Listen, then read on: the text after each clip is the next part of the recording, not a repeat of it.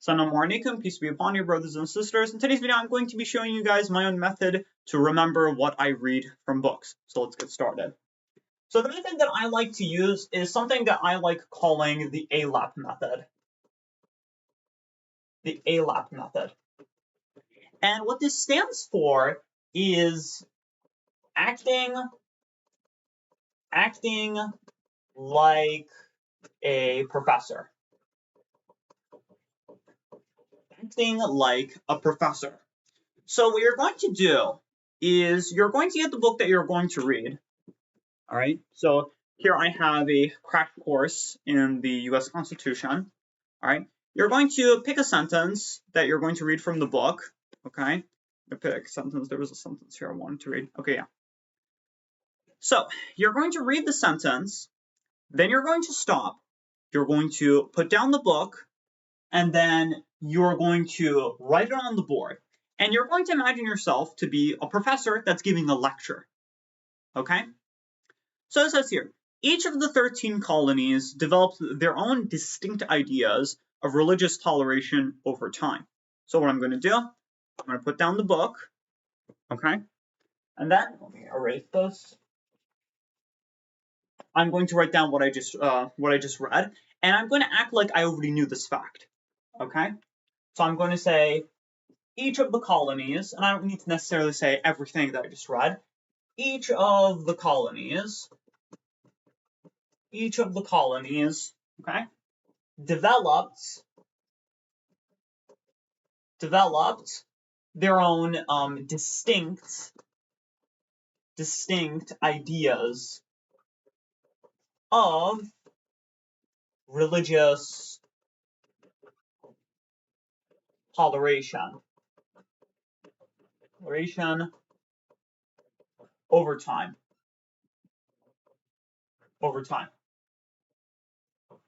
Okay? So I'm going to read a sentence from the text, and then I'm going to write it down, and I'm going to explain it to the imaginary audience. Okay? Now I'm going to give one more example, and then we can go over the pros and cons of using this method. All right?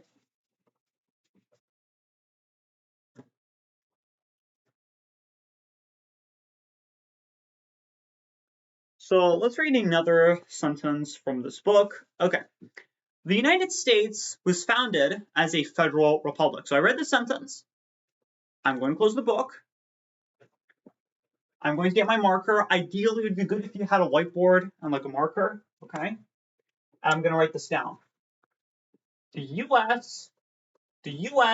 was founded as a federal republic. It's a federal republic. Okay? And I can outline some of the ideas of its importance, okay, for emphasis. So this is how this method works. Okay? You're going to read a sentence. It's usually every sentence. You're going to stop usually every sentence. And you're going to write it down on the whiteboard. And then you're going to explain it to your students. Okay, occasionally you want to turn around, right, address the audience, okay, and you're going to explain what you've learned, and you're going to act like you already knew that, okay, and this is going to etch in the facts into your mind, okay. Now, obviously, this method comes with its pros and cons, so let's look at that, okay. ALAP method. Okay, oh, I didn't write that very well. Do that again. Okay, so what are the pros? Or what are the advantages of this method? So the first and probably the biggest advantage with the ALAP method is remembering. It's remembering what you've read, okay? Now, in my humble opinion, I don't think there's a point in reading a book if you're not going to remember what you've read, right? If you're reading a book for the point of like learning something, I don't think there's a point of reading that book if you're not going to retain the knowledge that you are going to gain from that, okay? So the major advantage with the ALAP method is it helps you remember what you've read, because you're not just reading over the paragraphs, when you're reading the book, you're stopping at usually every sentence, you're writing it down on the whiteboard, and you're explaining what you've learned, okay? So the biggest major advantage with the ALAP method is it helps you remember what you've read, okay? It etches the facts into your mind so that it doesn't just go in from one ear and comes out from the other ear, okay? So, what, not my bad. The second major advantage with the ALAP method is it helps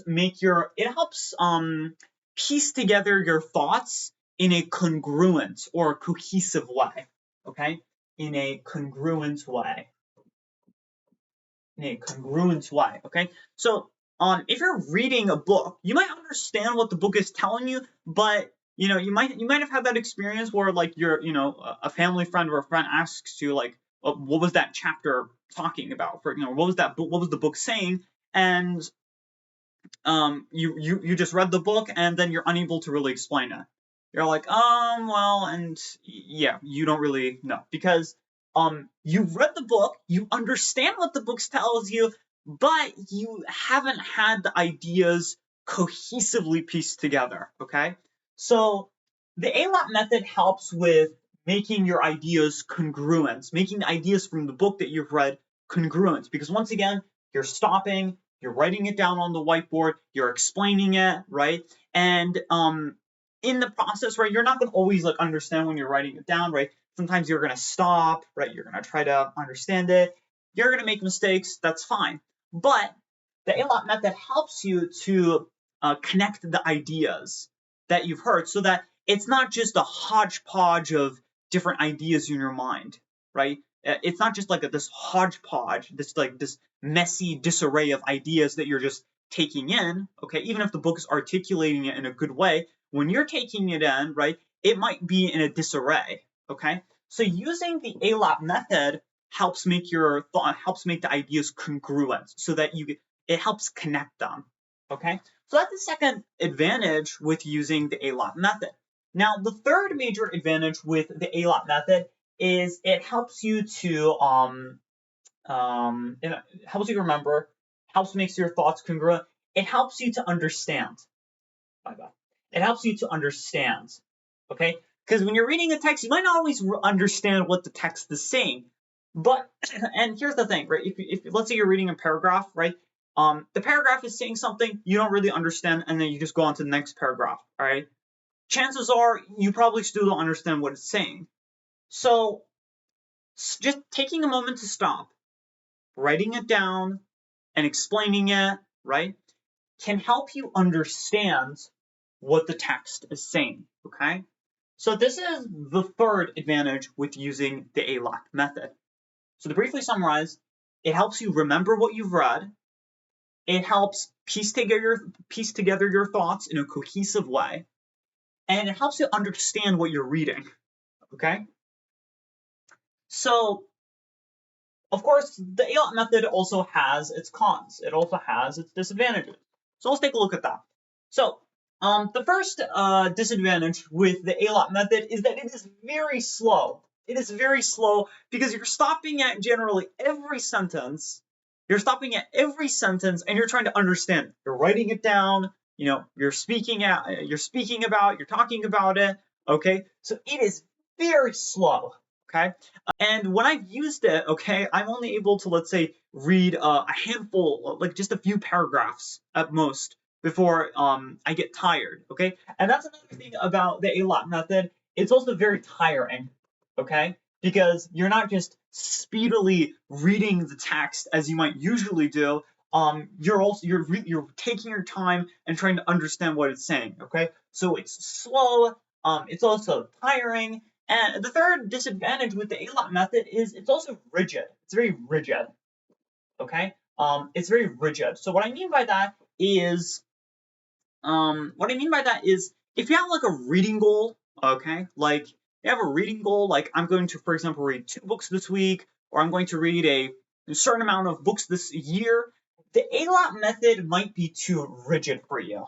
It might be too rigid for you because it limits the amount of pages that you can actually read. Remember, I said the A-lot method is very slow and tiring, okay? So that can limit the amount of pages you read in a day. So let's say, using the A-lot method, okay, you read, let's say, 5 pages a day, okay? This book that I have, A Crash Course in the U.S. Constitution, this book is, if we round it, is roughly 300 pages, okay?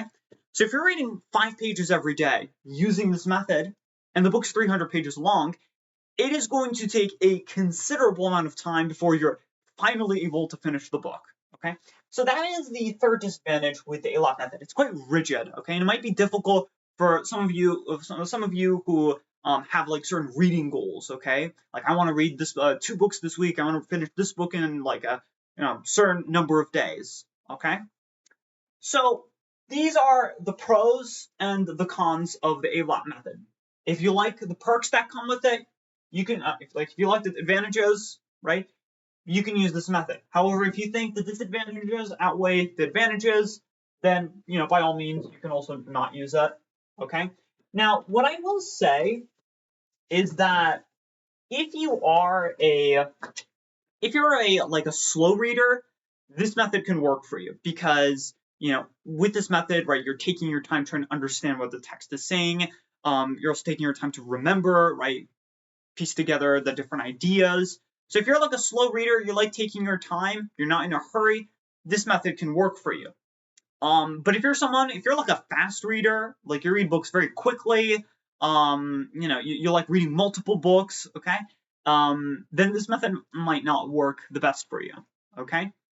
Now, before I stop this video, or before I end this video, I would like to share some of my final thoughts, which is that I've noticed this trend, okay, especially on YouTube, for example. I've noticed this trend of quality.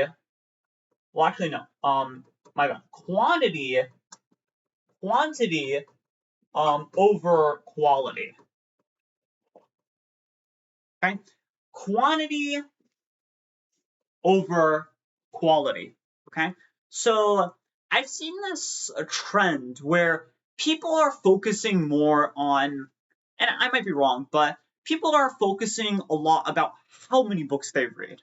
Okay, so you might see videos like, like how I read like 100 books this year, or how I read hundreds of books this year. Okay, and like, for example, here's how you can do it as well. Okay, and I think the problem with this is that there is a focus on the quantity rather than the quality. Okay, so we're focusing more on how many books we read and less on like whether we're actually understanding what we're reading, whether we're actually remembering what we're reading. Right at the beginning of the video, I said I don't really think there's a point in reading books if you don't remember what you're reading. In my humble opinion, I don't think there's a point in doing that. If you're going to read a book, but you're not going to remember what you're reading, then why are you reading it in the first place, right? So you could read 100 books in a year. You could, but if you're not going to remember what you've read, then like, what's the point, right? Like, what advantage it is? Like, apart from like writing it down on a piece of paper, like, yes, I have read this many books. What other advantage is it going to have, right? So I would say, like, I would personally recommend not focusing on quantity and less focusing on quantity and more about quality, right? More about quality, understanding what you've read, remembering it, retaining that knowledge, okay? Recently, I made a video about my reading goal, which is to read 48 books this year. And, I wanted to actually bump it up a notch. I actually wanted to increase it. But then I decided against it because I realized that the point isn't about how much I read, but more about the knowledge that I retain. Okay? So, inshallah, brothers and sisters, I hope you enjoyed this video. And just quickly before I end it, I would like to say that I'm going to be more frequently making like videos about like reading and whatnot, because I think not just as a student of the Risale-i it's very important to read, but it's also important to read as a Muslim, okay, to sharpen our minds, to gain knowledge, okay? So, inshallah, I will see you guys next time.